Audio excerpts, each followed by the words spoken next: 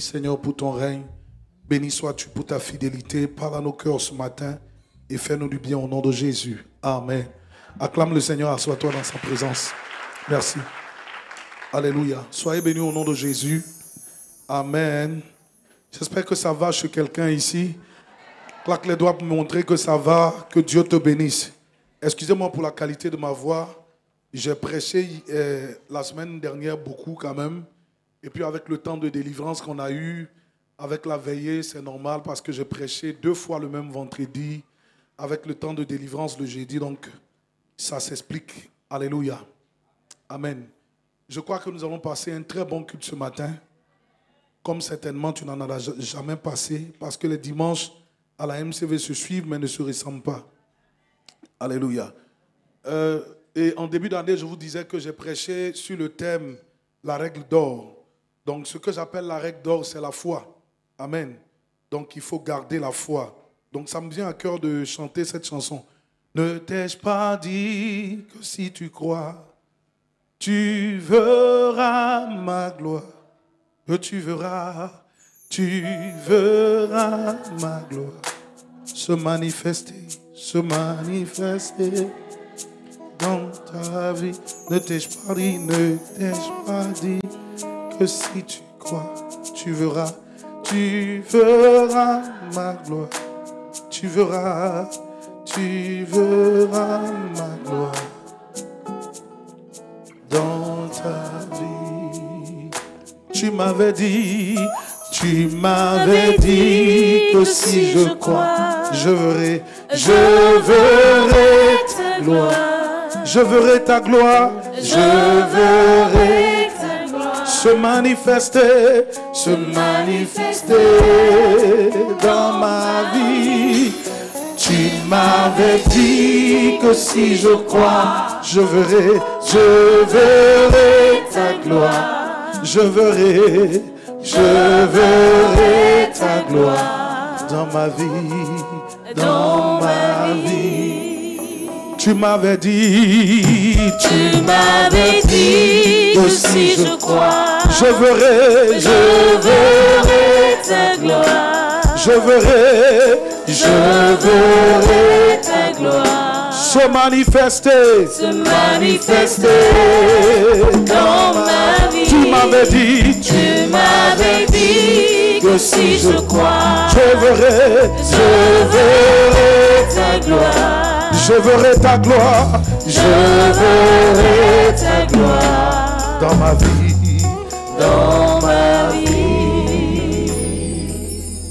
Seigneur, que ta gloire descende, que ton règne vienne. Merci de nous parler, Père, au nom de Jésus. Amen. Gloire à Dieu. Amen. Le thème que je traite ce matin, c'est comprendre et discerner les saisons. Et en semaine, je vous ai déjà expliqué que quand on parle du temps, il y a le temps chronos et il y a le temps kairos. On a déjà expliqué que le chronos, c'est le temps des hommes, le temps qui s'écoule, qui est émaillé d'années, de journées, de mois, de nuits, de nuitées.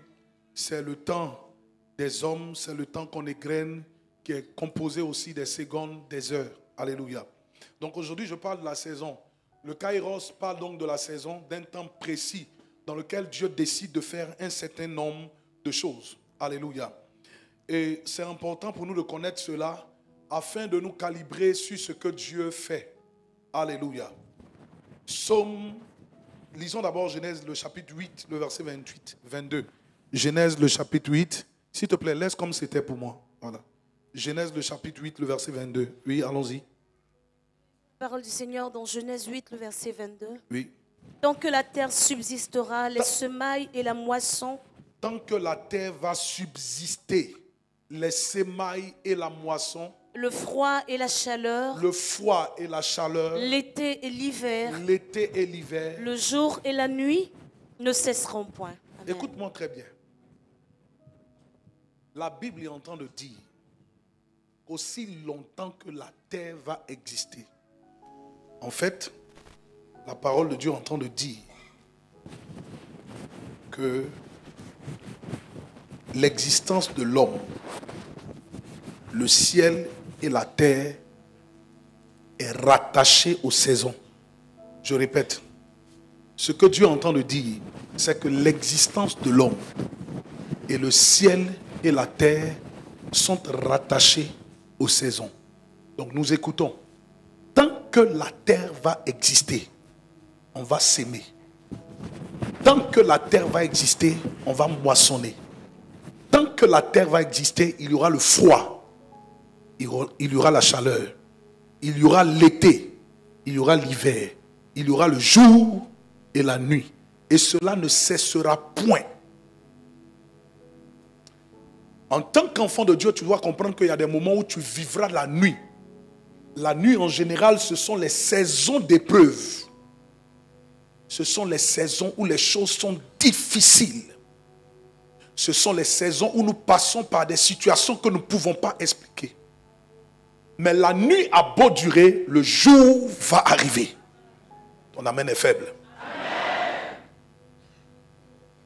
Tant que nous allons vivre, il y aura l'été. L'été, c'est la saison de l'année où le temps est cool, où il fait chaud. En général, quand l'été vient, on dit il fait beau temps. C'est pourquoi en Afrique, chez nous, on a envie de dire qu'il fait toujours beau temps. Mais nous avons la saison pluvieuse et la saison sèche.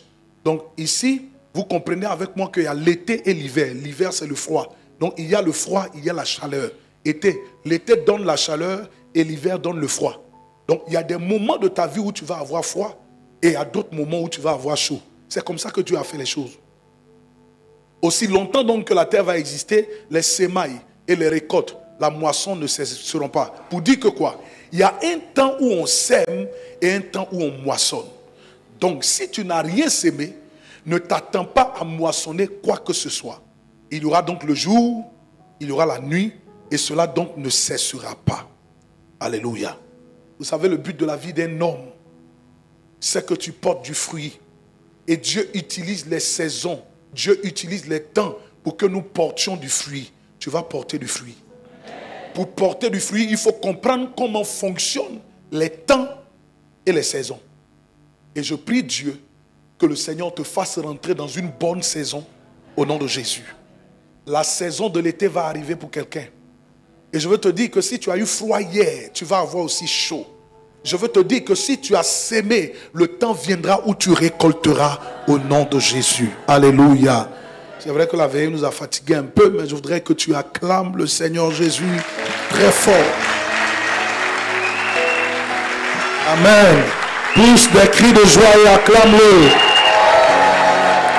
Alléluia. Amen.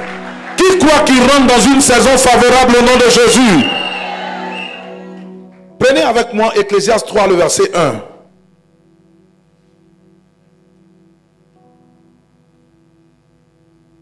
Il y a un temps pour tout. Il y a un temps pour tout. Un temps pour toutes choses sous les cieux. La Bible déclare qu'il y a un temps pour toutes choses sous les cieux. Sous les cieux. Alléluia. Ecclésiaste 3, le verset 17. J'ai dit en mon cœur, Dieu jugera le juste et le méchant. Dieu va juger le juste et le méchant. Car il y a là un temps pour toutes choses et pour toute œuvre. La Bible dit qu'il y a aussi un temps pour toutes choses et pour toute œuvre. Le méchant sera jugé. Il peut continuer de faire le mal. Il peut penser qu'il s'en sort. Il peut penser qu'il est en train de gagner. Mais la Bible dit qu'il y a un temps pour tout. Il y a un temps où il fait le mal, où Dieu le regarde. Mais le temps du jugement peut arriver aussi. Parce que Dieu dit qu'il y a un temps pour toutes choses et pour toute œuvre. Alléluia. Tout méchant qui persécutait ta vie, que le temps du jugement arrive sur lui au nom de Jésus. Je dis que le temps du jugement arrive sur lui au nom puissant de Jésus. Bien-aimés, nous devrons comprendre et discerner les saisons. Comprendre et discerner les saisons, c'est saisir prophétiquement ce que Dieu se prépare à faire et à marcher en fonction. Alléluia. Quand tu comprends les temps et les saisons, cela va t'éviter de poser des actions là où il ne faut pas. Quand tu discernes les temps et les saisons, cela te permet de saisir les opportunités. Tu peux rater les opportunités quand tu ne discernes pas les saisons dans lesquelles Dieu veut faire un certain nombre de choses. C'est pourquoi je dis, discerner les saisons, c'est saisir prophétiquement ce que Dieu se prépare à faire et marcher en fonction. Amen. Il y a quelque chose qui a sauté, vous pouvez remettre. Discerner les saisons, c'est saisir prophétiquement ce que Dieu se prépare. Ce que Dieu prépare, c'est bon. Prépare et marcher en fonction. Donc quand tu connais les saisons, tu discernes les saisons, tu sais prophétiquement ce que Dieu se prépare à faire et tu poses des actions. Écoutez-moi. Il peut arriver que tu ne vois pas clairement comme ça dans une vision, dans un songe, mais aussi, il peut arriver que Dieu te pousse dans la saison. Tu peux sentir que c'est la saison de faire telle ou telle chose. C'est en cela qu'il faut comprendre comment Dieu parle. Il y a des moments, le Seigneur nous parle clairement pour qu'on fasse un certain nombre de choses. Il peut passer par des gens pour nous le dire, mais d'autres fois, tu vas voir que Dieu va te pousser et tu vas aller rentrer dans ce que Dieu se prépare à faire. Alléluia. Prenez ce verset avec moi. 1 Roi 17, le verset 8.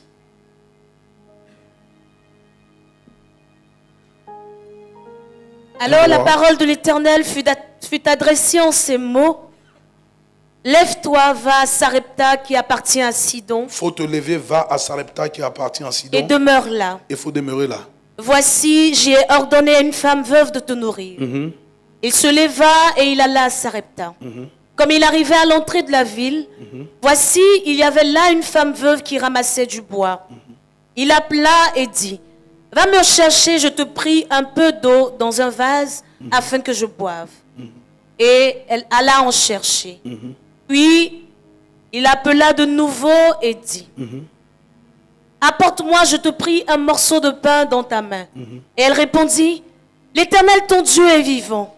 Je n'ai rien de cuit.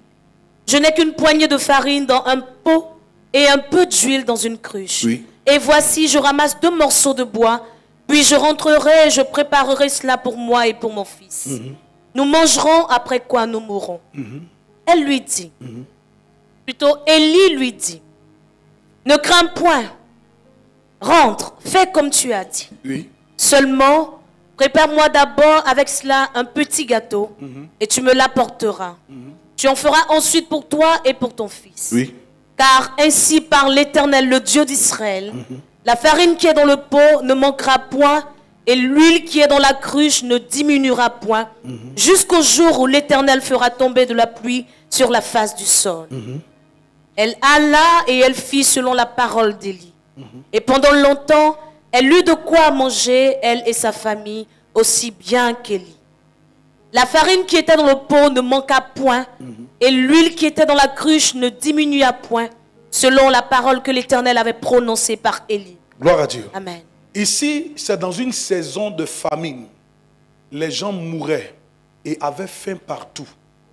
Dieu, quand le prophète Élie a fini de déclarer qu'il va avoir la famine pendant 3 ans, Élie est parti au torrent de Kérit. Les corbeaux venaient le nourrir et il buvait de l'eau du torrent. Au bout d'un moment, le torrent a séché. Quand le torrent sèche, Élie ne se plaint pas. Élie ne pleure pas. Vous savez, beaucoup de chrétiens, beaucoup d'enfants de Dieu, quand nous traversons des situations difficiles, une porte était ouverte et puis elle finit par se fermer, on s'inquiète, on se plaint, on pleure. Ça aussi, c'est un manque de foi. Je m'en vais vous dire, quand vous vous inquiétez, vous n'ajoutez rien à votre vie. Au contraire, vous retranchez à votre vie. L'inquiétude est un poison mortel. Celui qui s'inquiète est incrédule et ne croit pas en Dieu. C'est Dieu qui a demandé à Élie d'aller au torrent de Kérit. Alors, si le torrent a séché, Dieu sait ce qu'il fait. C'est Dieu qui t'a ouvert les portes pour un travail, pour une affaire, une opportunité. Si ça se ferme, au lieu de regarder à l'opportunité et de rester accroché, regarde à Dieu. Je n'entends pas la main de quelqu'un. Je veux parler à tous ceux qui s'inquiètent parce qu'ils avaient une ouverture qu'ils sont en train de perdre. Vous devrez arrêter de vous inquiéter et regarder à Dieu. La porte peut se fermer, mais les ressources de Dieu n'ont pas tari. Une opportunité, tu peux la perdre, mais tu n'as pas perdu Dieu. Parce que Dieu est la source des opportunités. Quelqu'un a dit, quand tu te fermes une porte, c'est qu'il ouvre une porte, un portail pour toi. J'ai envie de dire, il ouvre encore d'autres portes pour toi. C'est pourquoi une porte fermée n'est pas la fin. Un travail qui s'est arrêté n'est pas la fin. Regarde au Seigneur et arrête de t'inquiéter. Alors Dieu dit à Élie, va au torrent de Kérit. J'ai ordonné là-bas à une veuve de te nourrir. Donc la veuve doit nourrir Élie. Quand je prêche sur ce passage, je vous dis, on ne nous dit nulle part que Dieu est allé parler à l'oreille de la veuve pour lui dire, le prophète arrive, il faut le nourrir. Mais certainement, c'est des impressions que Dieu envoie dans ton cœur. Le prophétique souvent fonctionne comme ça. Des impressions que tu as dans ton cœur. Tu sens que tu dois faire. Ou bien tu es poussé à faire un certain nombre de choses. Tu es poussé à parler à quelqu'un. Tu es poussé à aider quelqu'un. Tu es poussé à faire un certain nombre de choses. Ou bien souvent on te pousse pour que tu quittes un endroit rapidement. Peut-être parce que quelque chose arrive. Tu n'as pas besoin d'avoir une vision claire. Ou bien qu'un ange te dise, voilà, fais ci et fais ça. Mais ce que tu sens dans ton cœur, la Bible déclare que le cœur de l'homme est la bouche de Dieu. Ton esprit est la bouche de Dieu. Et par ton esprit, Dieu te conduit. C'est pourquoi tu sens dans ton cœur que cette année, tu dois jeûner chaque mois. C'est pourquoi tu sens que tu dois t'engager. La chose vient de Dieu.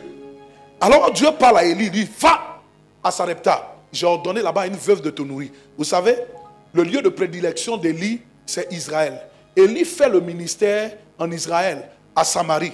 Mais ici, dans le contexte, ce n'est pas là-bas que Dieu l'envoie. Souvent, quand vous voulez que Dieu intervienne dans votre vie, vous regardez vers quelqu'un. Tes yeux sont fixés sur quelqu'un.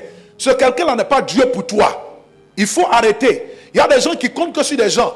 On dit, lui là, c'est lui qui va faire. Souvent, le secours vient de là où vous ne vous attendez même pas. Il va à Sarepta chez une veuve.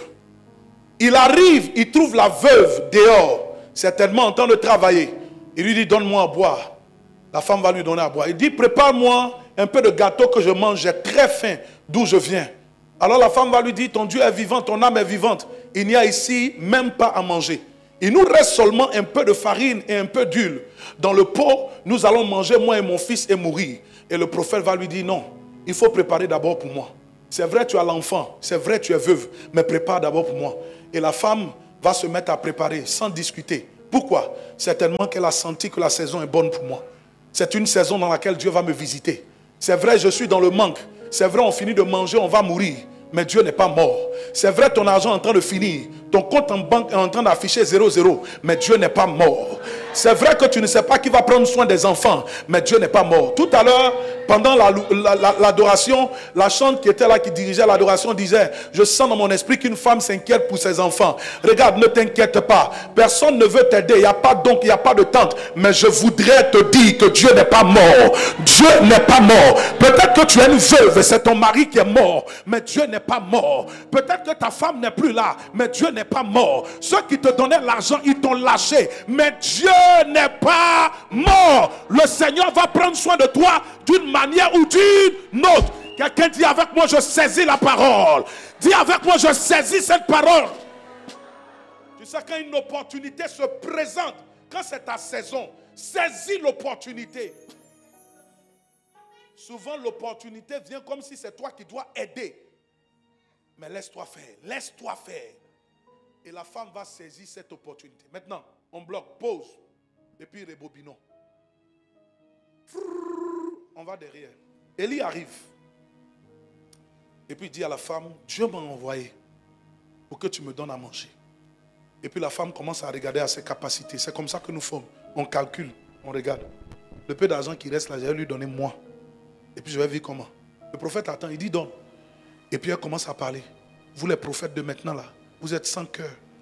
Tu as voyagé partout. Toutes les grandes femmes sur qui tu prêchais là, avec qui tu te promenais à l'église là. Je crois que nous, on n'était pas à côté de toi. Aujourd'hui, c'est chaud. Le peu que j'ai là, c'est ce que tu veux venir prendre. Je ne peux pas donner ça. Alors, écoutez-moi. La fin de l'histoire, dans le deuxième scénario, le deuxième scénario que je prends, la fin de l'histoire, c'est qu'elle a mangé le peu de farine et puis d'huile qui était là avec son enfant. Et puis ils sont morts. Les deux sont morts 6 mois après. Ils les ont enterrés. Où je vous parle là, leur âme repose en paix. Si tu rates les saisons, écoutez-moi très bien, tu vas rater ta vie. Celui qui perd le temps, il perd sa vie. Mais les saisons, c'est pareil. Celui qui perd la saison de visitation, tu perds ta vie. C'est pourquoi quand la saison arrive, il faut être très sensible. C'est pourquoi je dis que la saison, c'est saisir prophétiquement ce que Dieu fait et marcher en fonction. Sois sensible. Il y a une saison que Dieu prépare. Quand la saison vient, j'ai déjà dit, la saison a des exigences.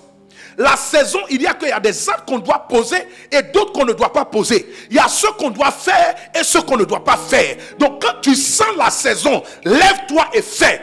ne tient pas compte de tes manques, ne tient pas compte des problèmes, ne tient pas compte de tout ce qui est autour de toi, mais prophétiquement, rentre dans ce que Dieu veut que tu fasses.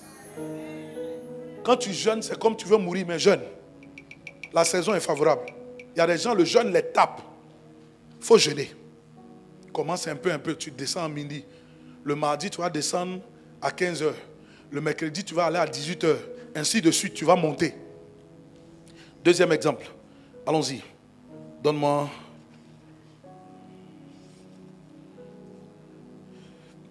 Deux Rois 4, le verset 8.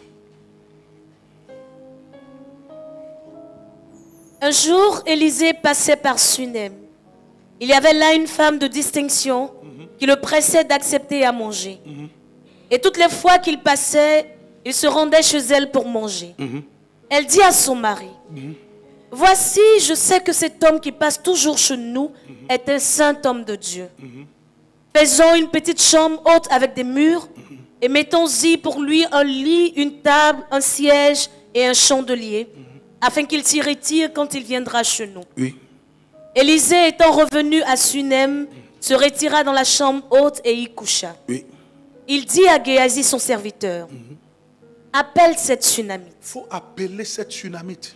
Géasi l'appela, Oui. et elle se présenta devant lui. Oui. Et Élisée dit à Géasi, dis-lui, voici, tu nous as montré tout cet empressement. Que peut-on faire pour toi? Faut-il parler pour toi au roi ou au chef de l'armée? Elle répondit, j'habite au milieu de mon peuple. Et il dit, que faire pour elle? On peut faire quoi pour elle? Géasi répondit, mais elle n'a point de fils et son mari est vieux. Elle n'a pas de fils et son mari est vieux. Oui. Et il dit, Et il va dire, appelle-la. il faut l'appeler. Géasi l'appela et elle se présenta à la porte. Élisée dit, Élisée va dire, à cette même époque, l'année prochaine, Oui. tu embrasseras un fils. oui. Et elle dit, non, mon Seigneur, homme de Dieu, ne trompe pas ta servante. Cette femme devint enceinte Elle est devenue enceinte. et elle enfanta un fils à la même époque, l'année suivante, comme Élisée lui avait dit. Que Dieu t'exauce au Amen. nom de Jésus. Deuxième schéma. Je dis, il faut saisir les saisons de Dieu. Cette femme, elle est mariée. C'est une femme de distinction, mais elle n'a pas d'enfant. Et elle voulait avoir un enfant certainement. Et elle va saisir une bonne saison qui est venue avec une opportunité.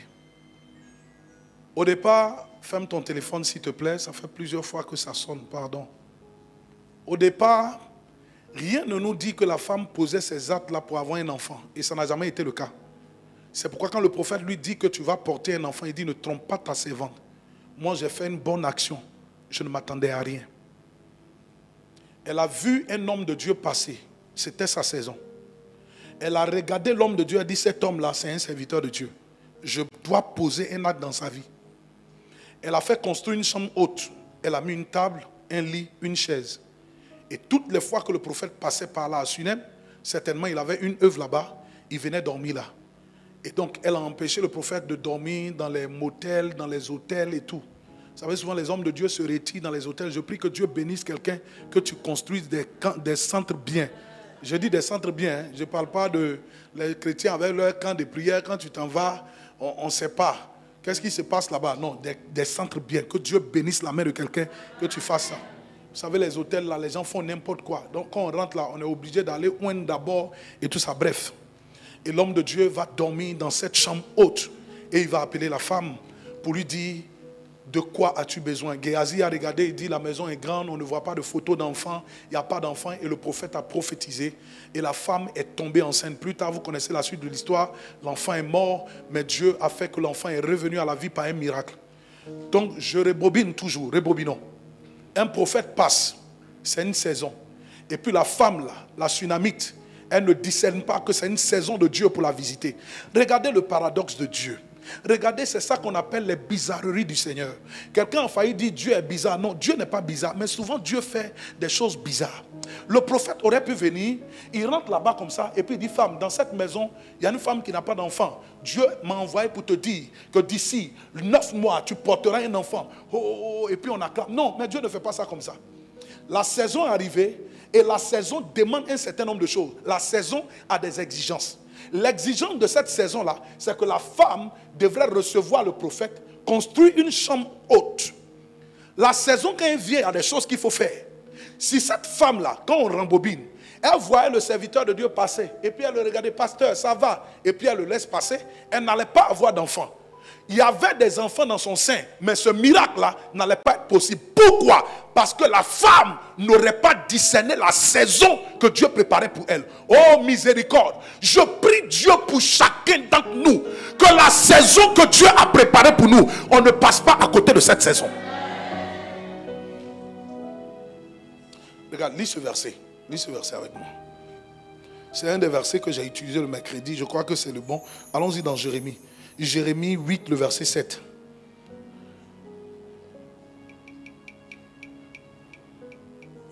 Même la cigogne connaît les cieux. Même la cigogne connaît dans les cieux sa saison. Connaît dans les cieux sa saison. La cigogne, c'est un oiseau. Il est dans le ciel, il connaît sa saison. C'est nous les chrétiens, les enfants de Dieu, qui ne connaissons pas notre saison. Dis avec moi, je refuse. Je refuse. Dis, je refuse. Je refuse. Dis, Seigneur, à partir de cette année, à partir de ce mois, je connais ma saison. Dis-le avec autorité. Dis, je connais ma saison. Dis, je ne raterai plus ma saison. Au nom de... Continue de lire. Hein? La tourterelle, l'hirondelle, et la grue, observent le temps de leur arrivée. Ce sont des oiseaux. Ils observent le temps de leur arrivée. Mais mon peuple ne connaît pas la loi de l'Éternel. Ne connaît pas la loi de l'Éternel. En d'autres termes, mon peuple ne connaît pas sa saison. Pourquoi? Pourquoi nous n'allons pas connaître notre saison? Le temps arrivé où tu dois connaître ta saison. Bon gré, mal gré, tu rentreras dans cette saison. Je te pousse dans la bonne saison parce que le temps de porter du fruit est arrivé au nom de Jésus. Lis encore ça. Prends ce verset. Lis Matthieu 16, le verset 1 à 3. Les pharisiens et les sadducéens abordèrent Jésus et pour l'éprouver, lui demandèrent de leur faire voir un signe venant du ciel. Oui. Jésus leur répondit. Le soir, vous dites, il fera beau car le ciel est rouge. Il va faire beau car le ciel est rouge. Et le matin, il y aura de l'orage aujourd'hui. Et le matin, il va avoir de l'orage aujourd'hui. Car le ciel est d'un rouge sombre. Car le ciel est d'un rouge sombre, oui. Vous savez discerner l'aspect du ciel et vous ne pouvez discerner les signes des temps. Reprends s'il te plaît, oui. Reprends. Oui, reprends tout.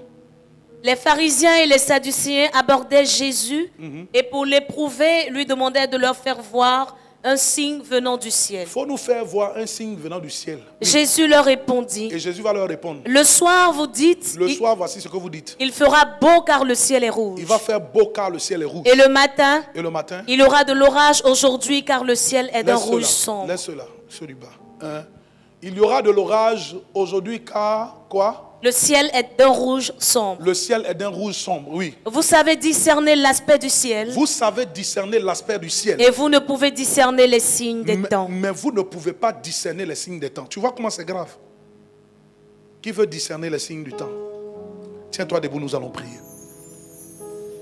Il faut déclarer que tu ne rates pas ta saison au nom de Jésus. Élève la voix et commence à prier. Élève la voix, commence à prier. Je veux t'entendre prier, prie.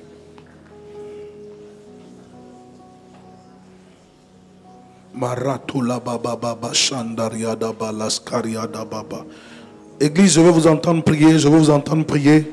Mantala baba baba shandaria da balaskaria da babandaria da balaskai rekatala baba baba santaria da balashotaria da balaskaria reketeleria da malaskantala baba rekatola baba baba sandaria da balaskaria da baba rendelebeketoskata. Je veux t'entendre prier, je veux t'entendre prier, je veux t'entendre prier.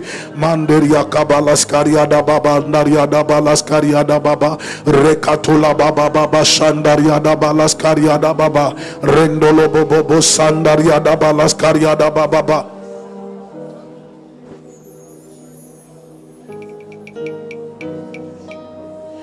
Rababadaria da balaskaria da babandaria. Rababata la bababa shata. Rendele bebe katalaria. Les maracorianda babaskata. Déclare que tu ne rates pas ta saison au nom de Jésus. Tu ne rates pas ta saison au nom de Jésus. Mandele brege de bolos karia da babandaria da balaska. Les brakatos karia da baba. Jete les breketoska. Au nom de Jésus, nous avons prié que quelqu'un dise Amen.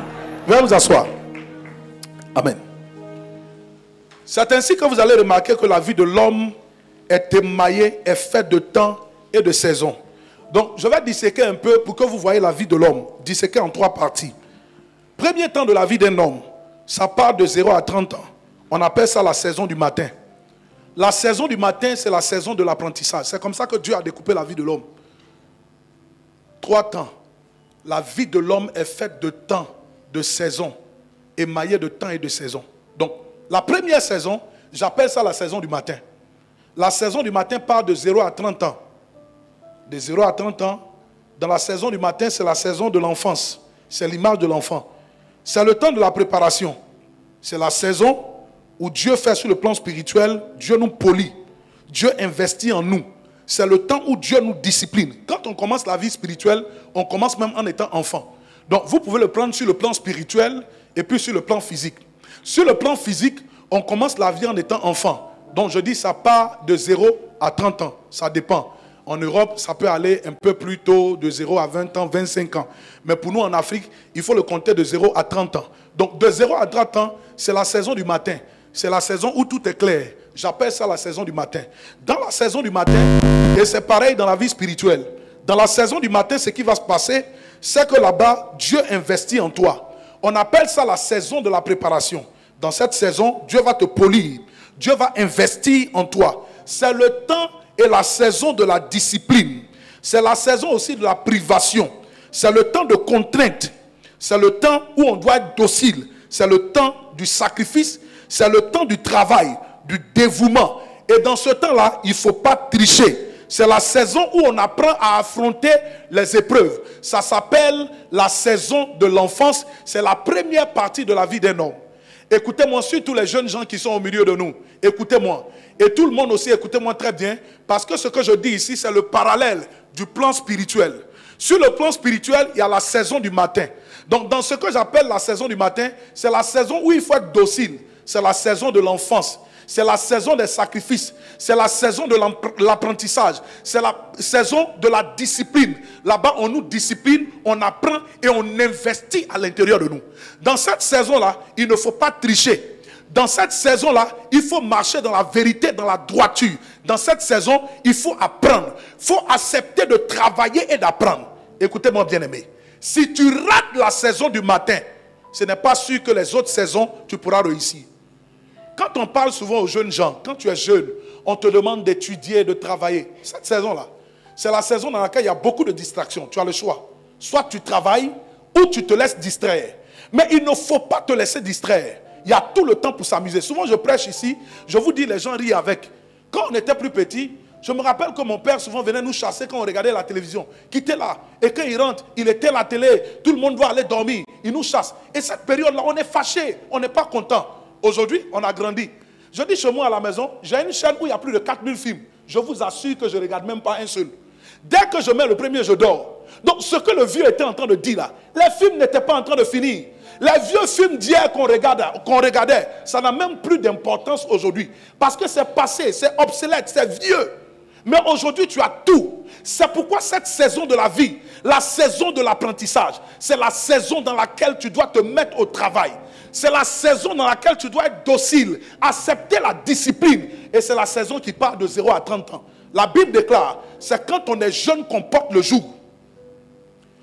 Dans le verset que je vous ai pris dans Genèse, le chapitre 8, la Bible dit que le froid et le chaud ne cesseront pas. L'été et l'hiver ne cesseront pas aussi longtemps que la terre va exister. Donc dans votre vie, il y a une saison du froid. La saison du froid, c'est là où le temps n'est pas clément. Dans cette saison, le temps n'est pas bon. Mais c'est dans cette saison qu'on apprend. C'est la saison de la discipline. Si vous ratez, tu es jeune fille, tu rates le fait de savoir préparer, tenir une maison, de faire un certain nombre de choses, ça va te rattraper demain. Ça va te rattraper. Un jour, je parlais avec un homme, il me disait ceci. Il dit, moi, quand ma femme prépare là, c'est pas doux. Non, il m'a dit ça, il dit, pasteur, c'est pas doux. Et il me demandait, on fait quoi? J'ai dit, mais il faut l'emmener chez les gens qui préparent bien. Ils vont lui apprendre. Et certainement, cette soeur-là, elle est restée, elle n'a pas écouté. C'est pourquoi, femme, écoute-moi, jeune fille, il y a beaucoup de choses que tu dois apprendre en même temps. Ta maman ne sera pas chez toi tout le temps. Ton père n'a pas marié ta mère. Sinon, pardon, ton mari n'a pas marié ta belle-mère. Ce n'est pas ta maman qui va venir faire toujours la cuisine. C'est pourquoi je ne suis pas d'accord avec les mères qui couvrent leurs enfants. Tu gardes l'enfant pourquoi? Pourquoi couvrir l'enfant? La première saison, c'est la saison de la discipline. Deuxième saison, écoute-moi. Il ne faut pas, ils vont dire matin là que je les ai attachés. Deuxième saison, c'est le deuxième temps. On appelle ça la saison de l'approvisionnement. Et j'appelle ça la saison du midi. La saison du midi, c'est là où on récolte les fruits de la première saison. Oui. C'est là où ce que nous avons sémé dans la première saison, la saison du matin, on récolte ça à midi. C'est cette période-là où on commence à faire des réserves, où Dieu nous approvisionne. Et cette saison-là, ça part de 30 à 50 ans. C'est la deuxième saison. J'appelle ça la saison du midi. C'est moi qui ai fait le découpage comme ça. La saison du midi, c'est la saison où tu rentres dans la vie active, tu commences à travailler. Et tout ce que tu as appris dans la première saison en tant que jeune, de 0 à 30 ans, tu commences à être utile pour la société. La saison du midi, c'est la saison de l'indépendance. C'est la saison où tu peux te prendre en main, où on peut compter sur toi, où toi-même tu deviens aussi, tu commences à devenir papa. Tu peux prendre une famille, tu peux t'occuper d'elle. Mais ça part de la première saison. Dans la première saison, tu as appris à être une mère. Tu as appris à devenir une femme. Là-bas, on t'a formé. On t'a parlé de la discipline du travail et tu n'as pas triché. Écoute-moi. Si tu triches dans la première saison, ça te rattrape dans la deuxième saison. Tu ne seras pas approvisionné. Tu n'auras rien. Tu n'auras pas de réserve. Parce que la première saison, tu l'as raté. Oh, je prie Dieu que quelqu'un ne rate pas sa saison. Je me rappelle encore quand on était enfant, papa faisait quelque chose. Il nous envoie à l'école, il prend notre emploi du temps, il regarde. Et puis ce qu'il faisait, il a trouvé une plantation quelque part qui faisait un champ d'igname. Le vieux là. Il prend ton emploi du temps. Et puis il va te chercher. Les jours où tu n'as pas cours là. Ou bien il va te chercher. Vous partez au champ. Et voici ce qu'il dit. Il dit si tu as échoué dans la vie, à l'école, au moins tu peux faire champ pour manger. Toi et puis ta famille. Ce qu'il disait, c'était faux. Et un jour on m'a attrapé, on m'a donné une portion pour faire but. Quand j'ai fini comme ça les buts là, la parole m'a dit dans mon esprit, toi, si tu ne réussis pas à l'école, tu es fini.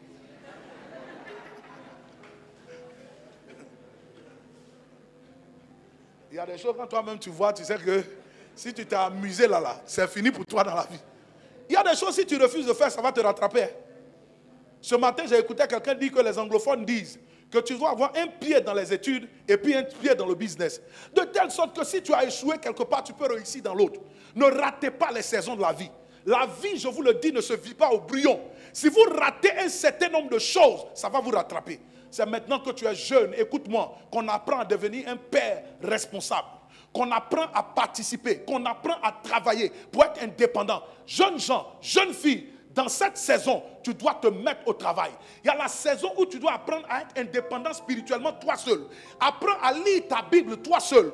Tu n'as pas besoin que quelqu'un vienne te dire. Apprends à jeûner toi seul. Apprenez à vous lever et faire des veillées de prière vous seul. Si vous le ratez maintenant, quand les saisons des grandes attaques vont venir, vous ne pourrez rien faire. Oh, mais une chose, vous savez souvent, il y a des attaques qui viennent et puis tu n'as pas le temps de te lever pour prier.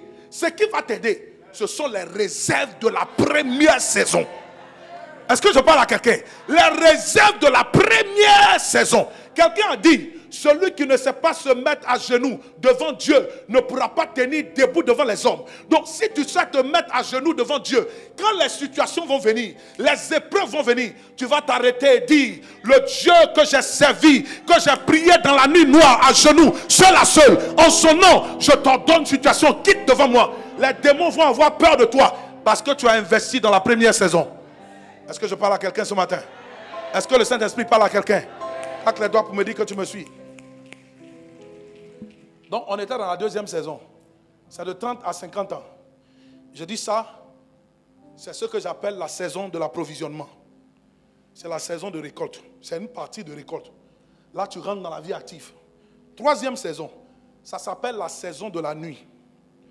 Dans la saison de la nuit, c'est la saison où nos forces nous quittent. Ça part de 50 ans à plus. Oh là là. Ça va plus loin. 50, 70, 80 ans, 90 ans. C'est la saison de la nuit. La saison de la nuit, c'est la saison de la vieillesse. C'est le moment de la retraite. C'est le moment où on se retire de la vie active. Où on n'est plus trop en mouvement. Mais aujourd'hui, ne vous inquiétez pas. Il y a des gens, quand ils commencent à passer 60 ans, ils sont déprimés. Aujourd'hui, là, par la grâce de Dieu, à cause de la médecine et Dieu qui nous bénit, la retraite peut être reculée. Regardez le président actuel des États-Unis, Joe Biden. 70 ans dépassés, regardez comment il est frais. Il trompe, pardon. Que Joe Biden. Trompe. Ma bouche a glissé. On ne fait pas politique ici. Trompe. Donc tu vois, Trump, il danse. L'une des choses qui me plaît chez lui, c'est sa joie. Que Dieu te donne cette joie-là au nom de Jésus. C'est vrai, on va dire qu'il est milliardaire, mais président de la République, ce n'est pas facile. Hein? C'est les problèmes que tu prends pour mettre sur toi. Mais regardez la joie du monsieur. Il faut être comme ça, sois toujours joyeux. Ne laisse rien t'abattre. Alléluia. En France, j'ai prié pour un monsieur. Et quand on a fini la prière, j'ai demandé son âge. Et je me suis dit moi-même que le monsieur, s'il a trop 50 ans, 45 ans, 50 ans. Quand on a fini le prière, on m'a dit le monsieur a 75 ans. J'ai dit, 75 ans, un blanc, 75 ans. Il était comme quelqu'un qui avait 50 ans. Donc, tu vois, écoute-moi. La vieillesse n'est pas une fatalité. La retraite même peut être reculée. Donc, ce n'est pas parce que tu attends 50 ans que tu es en train de dépasser 50 ans que ça veut dire que la vie est finie. Mais la troisième saison, c'est la saison de la nuit. C'est la période de repos. C'est la période de profit. C'est la période de calme et la période de quiétude. Je répète, la saison de la nuit, c'est la période de profit. C'est la période de calme. C'est la saison de repos et c'est la saison de quiétude. Quand tu arrives dans la saison de la nuit, tu profites des réserves des deux saisons précédentes, c'est-à-dire la saison du jour et la saison du midi. Lisez avec moi, 1 Jean 2, le verset 12 à 14. Écoutez bien ce passage-là qui définit les trois saisons dont j'ai parlé. Oui, allons-y. Je vous écris, petit enfant. Je vous écris, petit enfant. Parce que vos péchés vous sont pardonnés à cause de mon nom. Donc, regardez, ici, on parle du petit enfant. Il dit, ton péché est pardonné. Les enfants font des erreurs. Leurs péchés sont pardonnés. Saison de l'enfance, saison du jour. Oui, allons-y. Je vous écris, Père. Je vous écris, Père. Parce que vous avez connu celui qui est dès le commencement. Les pères ont de la connaissance. C'est la saison de la nuit. Ils connaissent. Les pères se reposent. Donc, deuxième saison, on est passé à la troisième saison, saison de la nuit. Continue. Je vous écris, jeunes gens. Je vous écris maintenant, jeunes gens. Parce que vous avez vaincu le malin. Parce que vous avez vaincu le malin. Donc, les enfants, on leur pardonne leurs péchés. Les jeunes gens, c'est eux qui combattent le diable. Ils ont vaincu le malin. C'est la saison du midi. C'est la saison des jeunes. Et puis maintenant, troisième saison, c'est la saison des pères. Dis avec moi la saison des pères. Saison des pères. Donc, on va le citer ensemble. Un, dis la saison de l'enfance, la saison de la jeunesse et la saison des pères. Donc, regardons, prenons Matthieu 7, 7. Chaque saison a des exigences. Ne ratons pas les saisons. Matthieu 7, 7. Allons-y. Demandez et l'on vous donnera. Cherchez et vous trouverez. Frappez et l'on vous ouvrira. Donc, vous voyez, ici, on voit les trois saisons. La première saison, c'est la saison de demander. On te donne. Quand tu commences en tant qu'enfant spirituel, bébé spirituel, c'est la saison où tu demandes. Dès que tu demandes, on te donne. Deuxième saison, c'est la saison de la jeunesse. C'est là-bas qu'il faut chercher. Va chercher. Mets-toi au travail. Il faut chercher. C'est pourquoi vous ne pouvez pas passer la vie à tendre la main. Tu tends la main, tu tends la main. Et c'est comme ça dans la marche avec Dieu. Au début, quand tu commences, dès que tu demandes, Dieu te donne. Dès que tu demandes, parce que tu es un enfant, mais vient un temps où tu passes à une autre saison, il faut chercher. Il y a la saison où on cherche. Troisième saison, il faut frapper. C'est là la saison du combat spirituel. Avant, tu as cherché. Mais à des moments, il y a des forteresses qui se tiennent devant toi, qui veulent te bloquer. il faut les frapper et avancer. Donc il y a une saison où on demande. Tu as demandé, on t'a donné. C'est la saison de l'enfance. Va passer cette saison où tu vas arriver à une autre. Et cette saison-là, il faut chercher. Quand vient le temps de chercher, il faut chercher. Il y a des choses qui se sont faites facilement. Mais souvent, il faut aller chercher. Quand c'est comme ça, il faut durer plus dans le jeûne, dans la prière. Pasteur Marius, tu le fais, tu l'installes là, à côté de vous.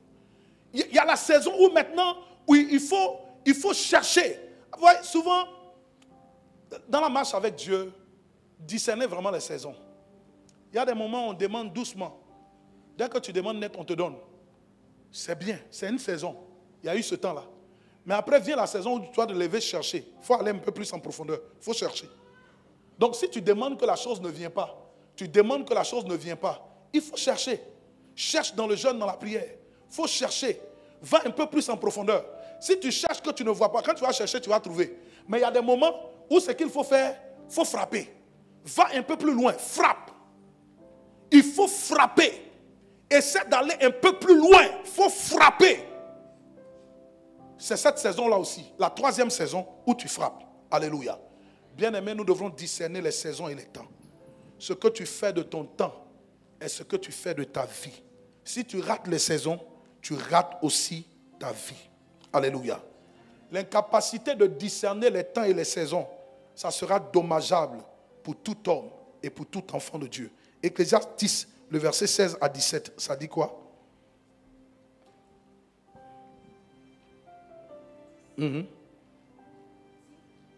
J'ai vu des esclaves et des chevaux. J'ai vu des esclaves sur des chevaux. Pardon, j'ai vu des esclaves sur des chevaux. Oui.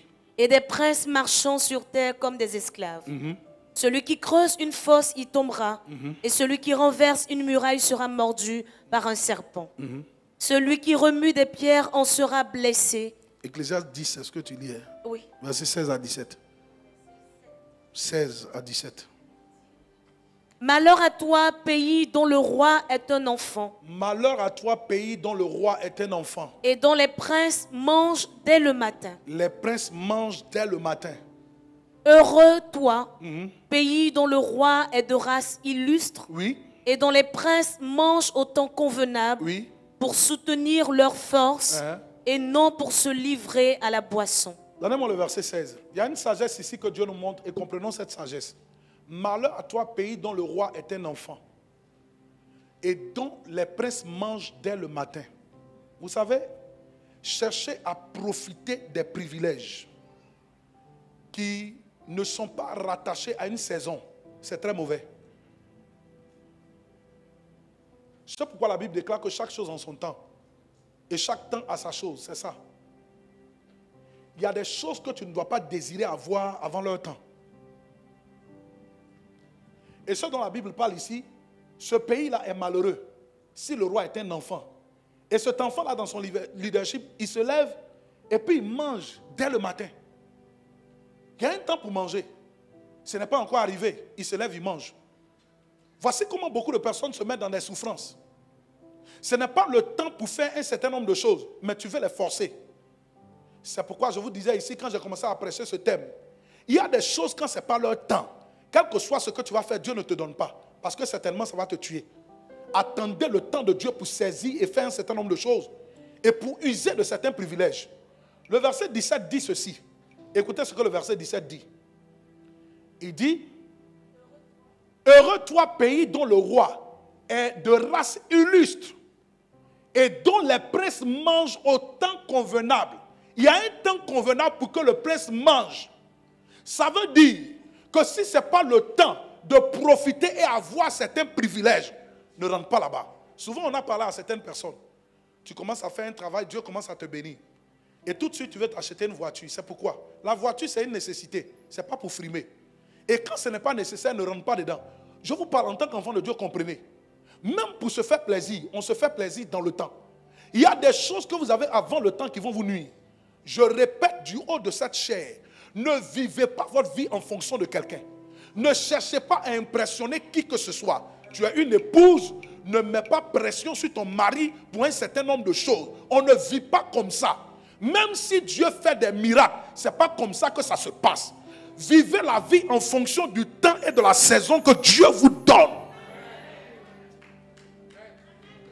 Si tu veux jouir de certains privilèges avant leur temps, ça te fera du mal. Je parle encore aux parents, même pour les enfants. Il y a des choses, même si vous avez les moyens, ne donnez pas aux enfants avant leur temps.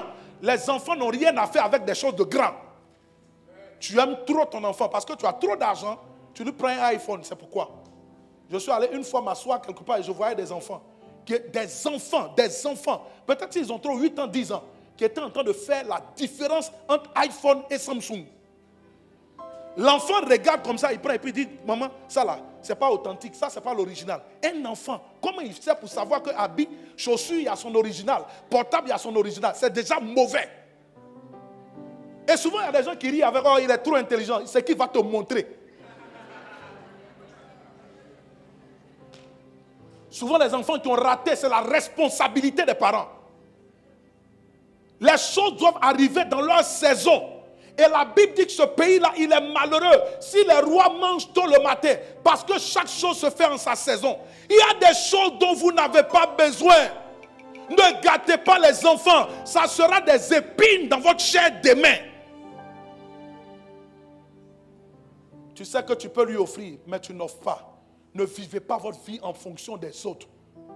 Il y a des moments où on se fait plaisir. Il y a des moments où on travaille encore. Et si quand il faut travailler, c'est là que tu te fais plaisir. Demain, tu n'auras que les larmes. Tu n'auras que les yeux pour pleurer. Tu vas voir que quand tu vas atteindre un certain âge, la 3e saison, la saison de la nuit, c'est là où tu vas te lever pour vouloir travailler, mais les forces se sont enfuies. Parce que dans la saison du midi et dans la saison du matin, tu n'as pas fait ce que tu devrais faire. Et quand vient la saison de la nuit, où les forces te quittent, où tes yeux sont faibles, c'est là que tu veux faire, mais tu n'en as plus la force et la capacité. C'est pourquoi chaque chose doit se faire en sa saison. Les habits ne sont pas en train de passer. Les chaussures ne passent pas. Les voitures ne passent pas. Aujourd'hui, nous qui avons des voitures, peut-être on est en train de rire. Toi, ta voiture, quand ça va arriver, nous, on va s'arrêter et puis on va dire, ouais. Quelqu'un m'a dit une fois, j'étais dans un magasin et quelqu'un me disait, j'ai vu la voiture de quelqu'un. Quand j'ai vu la clé, j'ai dit, ça doit être une grande voiture. Et puis le monsieur me disait, il me dit, monsieur, ça c'est rien. Il dit, je me demande d'ici 10 ans ou 15 ans, nos enfants vont rire quand ils vont voir nos voitures dans lesquelles on roulait. Parce que ce qui est en train de venir, c'est oh là là. Il y a un temps pour chaque chose. Ne brusquez pas le temps. Ne cherchez pas à jouir de certains privilèges avant le temps. Laissez les petites filles grandir souvent. Tu vois des petites filles, on a à Noël, voici, mets sur leur tête. Maman, tu cherches quoi? J'étais au quartier, j'ai vu une petite fille, un bébé. Chaque fois qu'elle me voit avec la voiture, elle me salue. Et j'ai vu pendant les fêtes, sa maman a mis une main sur sa tête. La petite, même sa tête veut tomber. J'ai descendu la vitre, j'ai demandé à la maman, mais c'est pourquoi? C'est pourquoi un bébé comme ça n'a pas fini de grandir? Tu es en train de mettre des mains sur sa tête. Tu es en train d'identifier l'enfant en ça. Demain, quand l'enfant va grandir dans sa vie, elle se dit que pour être belle, il faut les mettre sur sa tête. Et elle va exagérer. Non, la vie, ce sont des étapes et ce sont des saisons. Ne brusquez pas les choses. Jeunes gens aussi, je vous parle. Se marier est très bien, mais laissez les amourettes et les impudicités. Il y a un temps pour ça. On vous a mis à l'école du dimanche et à la jeunesse. Ce n'est pas pour que vous deveniez des copains et des copines. C'est à cause de ça. C'est à cause de mes petites filles là, tu ne dors plus là.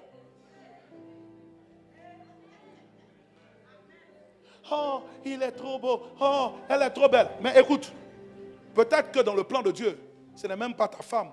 Parce que cette saison-là, quand tu es enfant, il y a la saison de la camaraderie, de l'amitié pure. Où voilà, à l'église, vous vous saluez, ça va? Tu as jeûné? Tu seras au culte mercredi. Que Dieu te bénisse. Tes notes sont bien. Ça, c'est cette saison. On est des amis, des frères. On vit juste la communion fraternelle. Mais tu es pressé.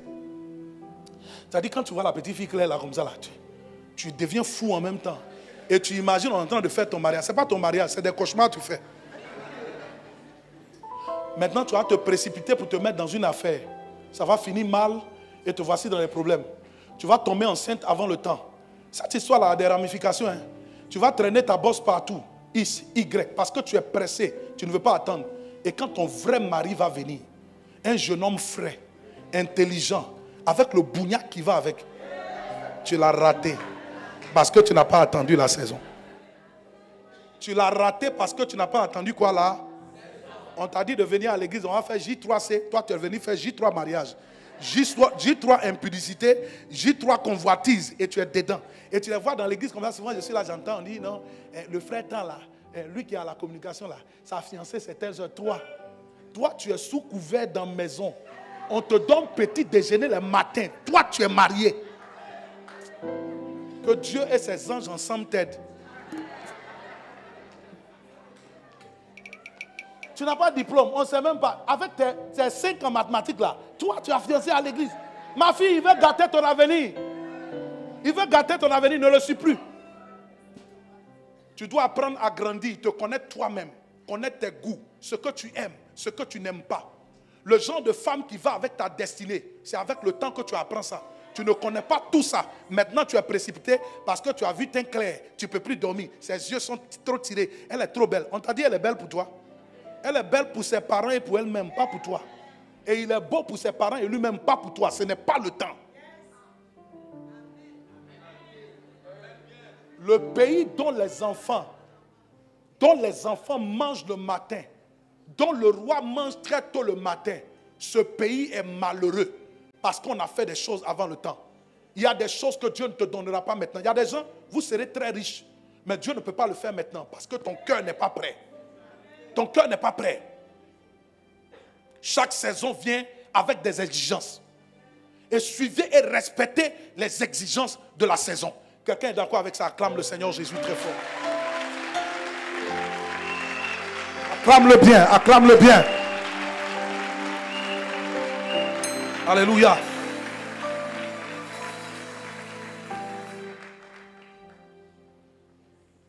Je regardais une vidéo et des enfants ont tué leurs parents. Ils les ont tués, le père et la mère. Ils les ont tués et puis ils ont caché le corps. Et puis, ce qui est ressorti de cette histoire, les avocats ont essayé de faire passer les enfants pour des enfants qui étaient abusés par leur père. Et les enfants ont raconté que papa, excusez-moi le terme, il couchait avec nous. Il couchait avec nous et puis maman le couvrait. C'est pourquoi on a tué papa et on a tué maman. Ça fait grand bruit aux États-Unis. Le monsieur était un riche homme d'affaires. Maintenant, quand leurs parents sont morts, au début, la police ne savait pas que c'était les enfants qui avaient tué leurs parents. Mais la police les avait disculpés. On ne regardait même pas à leur côté. On a dit non, c'est des bandits qui ont tué. Ils sont descendus à la maison, ils ont tué les parents. Et puis, après la mort des parents, la police s'est rendue compte que les enfants ont commencé à dépenser de façon exorbitante. Ils ont acheté des montres chères, des voitures chères. Ils ont commencé à dépenser à outrance. La police dit non, non, non, non. Ça, c'est pas clair. Et on a mis la main sur eux, on a approfondi les enquêtes. Il y a un qui a craqué et il a dit c'est nous qui avons tué papa et maman. Maintenant, pour se tirer d'affaire, puisqu'ils ont hérité directement de leurs parents, ils ont pris des avocats. Les avocats ont monté une affaire. Et quand j'en parlais avec un frère, il m'a dit non, peut-être que le monsieur était comme ça. Bon, la probabilité pour qu'un père ait des rapports avec ses garçons, fils, c'est qu'il a peut-être un partenaire dehors. Mais le monsieur était bien marié. Mais je vais vous dire l'histoire. Moi, ce que je retiens dedans. On disait du monsieur qu'il était tellement dur qu'il disait toujours à ses enfants, mon argent n'est pas votre argent. Vous devrez vous travailler pour avoir votre argent. Et les enfants l'ont mal pris. Pourquoi on peut avoir un père riche et qui nous donne juste un peu?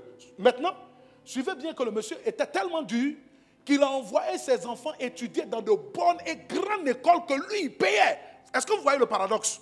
On va mener l'enquête ensemble.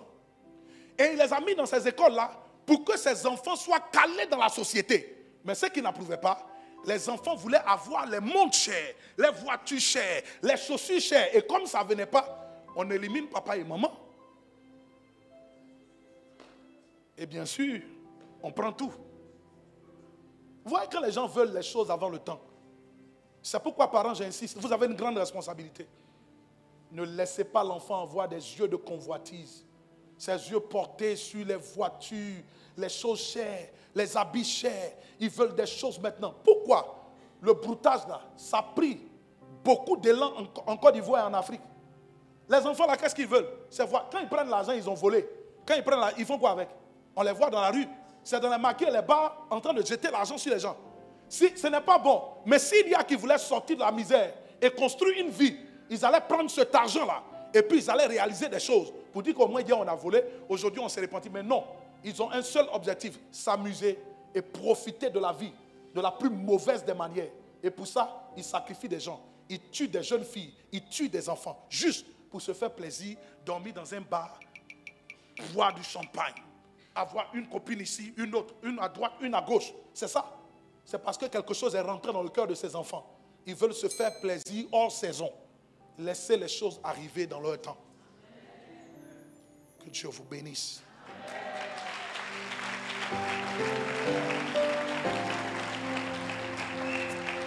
Finissons avec ce point. Finissons avec ce point. On finit avec la sagesse de la fourmi. La sagesse de la fourmi. Quelqu'un dit avec moi la sagesse de la fourmi. Proverbe le chapitre 6, le verset 6. Va vers la fourmi paresseux. Il faut aller vers la fourmi paresseuse. Considère ses voies. Il faut regarder ses voies. Et deviens sage. Il faut devenir sage. Oui. Elle n'a ni chef ni inspecteur. Il faut aller doucement, doucement. Je finis le message ici. Et je veux que chaque personne comprenne. Elle n'a ni chef, ni inspecteur. Oui, continue. Ni maître. Elle n'a ni maître. Elle prépare en été sa nourriture. Elle prépare en été sa nourriture. Souligné, préparer en été sa nourriture. Été, temps. Été, saison. Elle prépare en été sa nourriture. Oui, allons-y. Elle amasse pendant la moisson de quoi manger. Elle amasse pendant la moisson de quoi manger. Paresseux. Paresseux. Jusqu'à quand seras-tu couché? Jusqu'à quand tu vas rester couché? Quand te lèveras-tu de ton sommeil? C'est quand tu vas te lever de ton sommeil. Un peu de sommeil. Un peu de sommeil. Un peu d'assoupissement. Un peu d'assoupissement. Un peu croiser les mains pour dormir. Un peu croiser les mains pour dormir. Et la pauvreté te surprendra. Comme un rôdeur et la disette comme un homme en armes. Bon, on parle de la sagesse de la fourmi. Donc je vous explique. La fourmi, dans sa sagesse, elle n'a pas de maître. D'abord, elle n'a pas d'inspecteur. 2, elle n'a pas de maître. La fourmi est petite. Regardez, Dieu veut nous enseigner et puis il ne prend pas l'éléphant pour nous enseigner. Il ne prend pas le lion avec sa force pour nous enseigner. Et puis Dieu prend la fourmi. La fourmi, elle est petite. Quand je préparais ce thème, je suis allé regarder des vidéos sur la fourmi que National Geographic a fait. La fourmi est très petite et les fourmis en général vivent en colonie. D'où l'importance de l'union. Quand les fourmis marchent, elles marchent en ligne. Si tu viens casser la ligne, elles se reconstituent rapidement. L'union. Dans l'union, on réussit à faire beaucoup de choses. Vous savez, la Côte d'Ivoire, si nous voulons devenir une grande nation, nous devrons apprendre à nous unir. Un homme de Dieu prêchait quelque part, il a dit, la malédiction de l'Afrique, ce sont ses tribus. Nos tribus peuvent nous bénir, mais ça peut être un problème pour nous. Si le Baoulé regarde le Bété en chien de faïence, le Djoula, ou bien le Malinké en Côte d'Ivoire, il regarde les autres peuples en chien de faïence, on ne pourra pas devenir une nation grande. Quand il n'y a pas de paix, on ne peut rien bâtir. C'est pourquoi nous devrons travailler pour que la paix règne en Côte d'Ivoire. Aucun peuple n'est supérieur à un autre. Les Akans ne sont pas supérieurs aux Krou, et ainsi de suite. On est tous un. Chaque peuple a sa force et ses faiblesses. Chaque peuple a ses particularités et on doit être ensemble si nous voulons être une nation puissante. Mais si nous restons des clans, ou cela, non, nous on n'aime pas cela, nous on n'aime pas ceci, il va y avoir la guerre, on va s'entre-déchirer, on va se diviser et on ne sera jamais fort. La même chose je ramène dans l'église. On est en période électorale, donc de temps en temps on ouvre la porte pour parler un peu, pour encourager, pour que la paix vienne dans le pays. Maintenant revenons à nous. En tant qu'église, écoutez-moi très bien, si nous ne sommes pas unis dans l'église, on ne pourra pas faire grand chose. La fourmi est petite, mais ça démontre que les fourmis peuvent porter des charges qui sont plus de 10 fois leur poids. Comment elles font? Les fourmis travaillent de concert, en union. Dès qu'une fourmi a attaqué une proie, les autres viennent autour. Les autres viennent autour. Dès qu'une fourmi soulève une charge, tu vas voir que les autres fourmis viennent se mettre autour et portent la charge ensemble.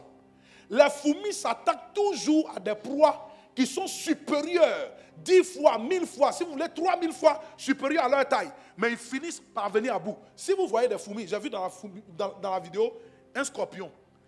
Le scorpion est gros comparé à une fourmi. Il y a une première fourmi qui a attaqué. Voici comment ils attaquent. L'animal qui veut l'attaquer a des pattes. Quand elle est en train d'avancer, les fourmis se mettent autour et attrapent les pattes. Et puis il y a un deuxième groupe qui vient, qui pique, qui immobilise. Et en même temps, quand elle pique comme ça envoie des phéromones.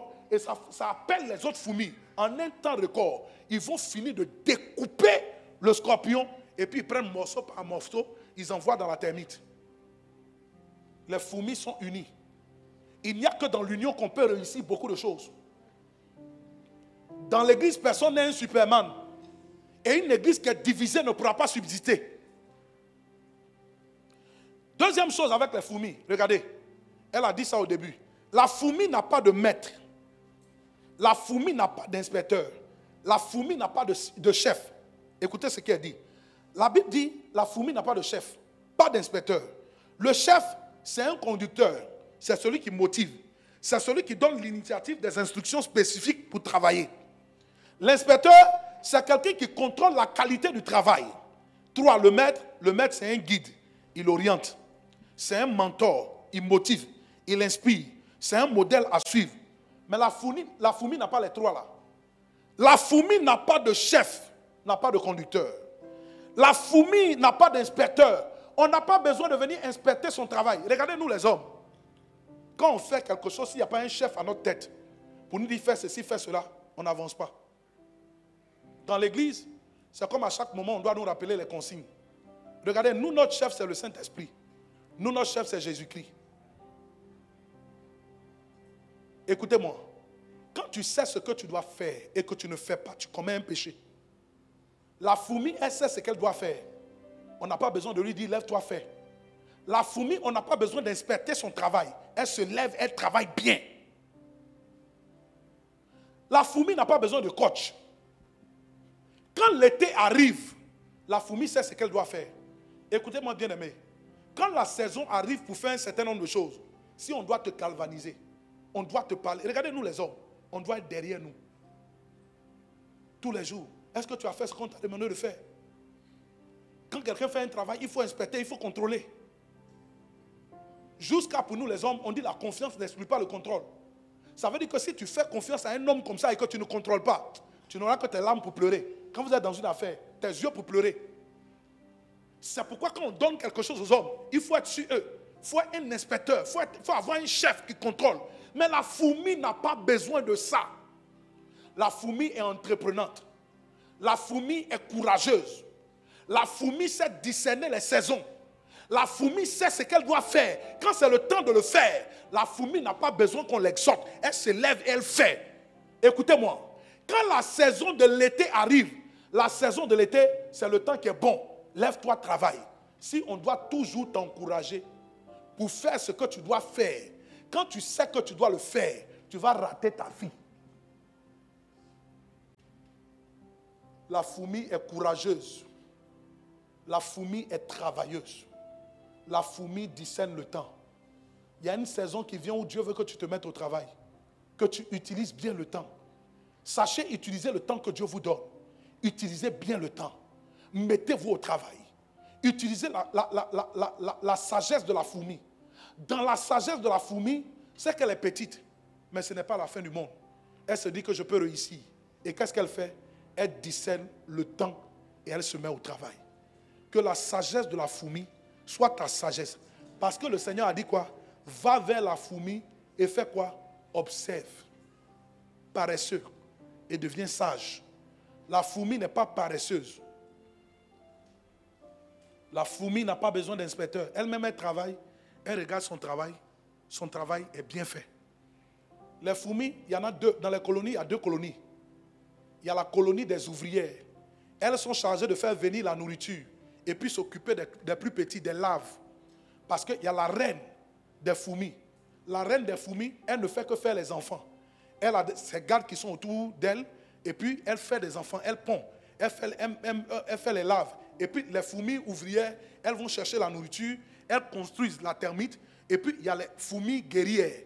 Les fourmis guerrières qu'on appelle aussi les fourmis soldats. Les fourmis soldats, leur rôle, c'est de se battre.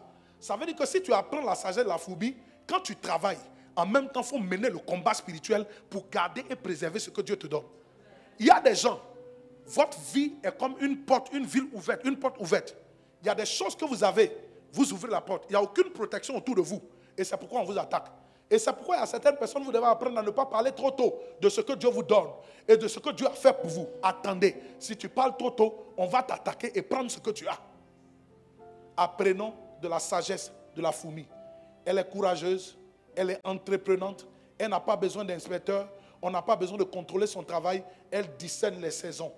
Et les fourmis travaillent en colonie, les fourmis sont unies. Si nous passons le temps à nous diviser, à parler mal de ci, parler mal de celui-là, à regarder les défauts des uns et des autres, nous avons fini par nous entretuer et nous détruire. Et on ne pourra rien construire de grand.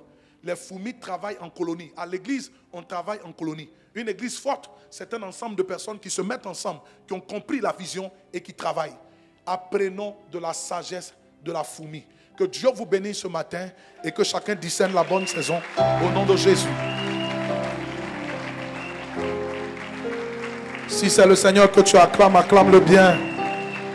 Acclame-le bien, acclame-le bien. Alléluia. Continue de l'acclamer, acclame-le bien, acclame-le bien. Alléluia. Gloire à Dieu. Gloire à Dieu. Tiens-toi debout avec moi.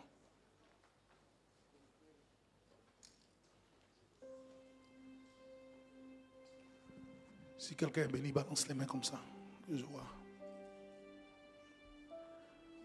On va faire une seule prière. Vous savez, mercredi encore, je parle de racheter le temps. Mercredi, le Seigneur m'a montré que on peut rater la saison. La bonne nouvelle que je vais vous dire, c'est que les saisons sont cycliques. Dieu m'a montré ça.